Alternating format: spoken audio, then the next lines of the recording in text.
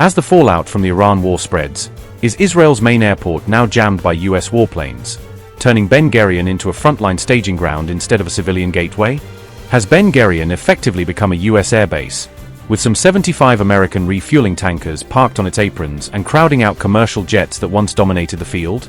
Is the Iran war's fallout now hitting Israel at home, as an airport crisis spirals deeper with military jets taking up slots, squeezing timetables, and backing up civilian flights? Are as many as 1.5 million summer passengers now at risk of disruption, as US jets clog Ben Gurion's parking stands and force the airport to slash its traffic targets?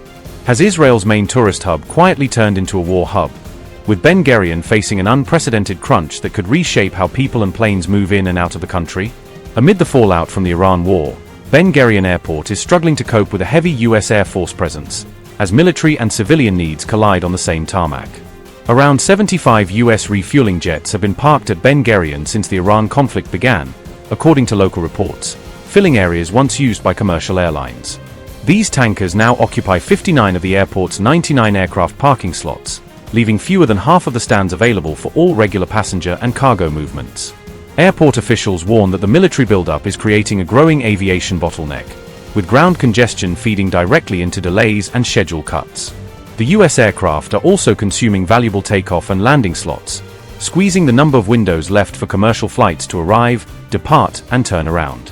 As a result, Ben Gurion's daily passenger capacity has been capped at around 70,000 travelers, well below what the airport is used to handling in peak months.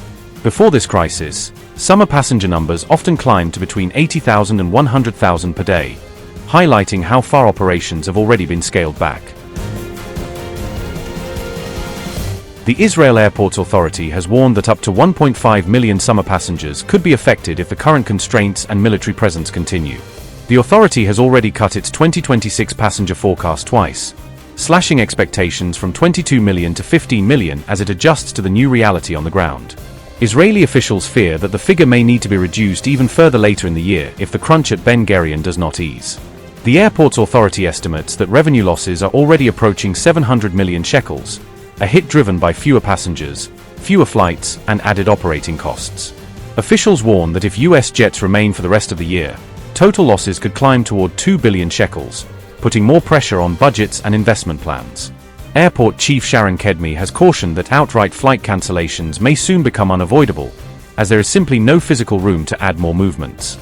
Sharon Kedmi said, and I quote, "It's impossible to increase the number of flights, impossible to schedule new flights, and there are flight delays." Unquote. With Ben Gurion clogged, Israeli airlines have started parking some of their jets at European airports instead, using foreign hubs as overflow parking lots. This stopgap fix is costly, especially as major European hubs fill up for the busy summer season and charge premium fees for long-stay aircraft. Airlines warn that once Europe's airports reach peak congestion, some Israeli planes will be forced to vacate those stands, leaving carriers scrambling for alternatives. US refueling aircraft have reportedly been stationed in Israel for about 3 months, ever since the Iran conflict pushed Washington to project more air power into the region. Officials say initial plans to shift the tankers onto purely military bases have so far failed to advance, leaving them parked at the country's main civilian hub. Reports also indicate that around 20 additional US aircraft are currently based at Ramon Airport in the south, spreading the deployment across multiple Israeli fields. The build-up followed US operations during the Iran conflict, when tankers and other support aircraft were surged into the region to sustain long-range missions. Israel's ongoing operations in Lebanon are adding further pressure to air traffic management, as military flights and staging needs eat into already tight capacity. What began as a temporary Iran war deployment is now straining Israel's main air gateway, raising hard questions about how long Ben Gurion can function as both a tourist hub and a war hub.